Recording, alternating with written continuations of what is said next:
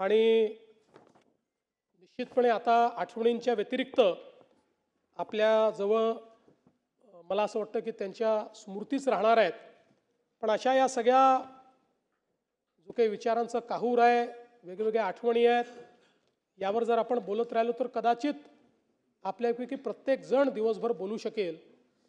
आणि म्हणून खरं तर कवी पी सावळाराम यांचं एक गीत आहे, त्यातलं एक कडवं हे केवळ दादांकरताच लिहिलं आहे का असं आपल्याला वाटावं.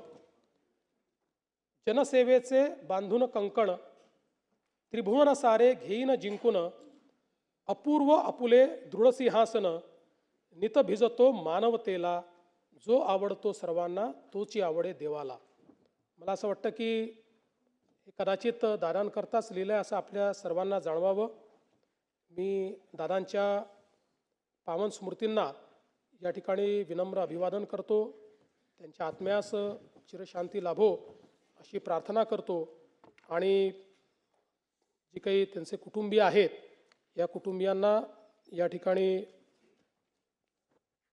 हे दुःख सहन करण्याची शक्ती आपल्याला आणि त्यांना ईश्वर देव अशी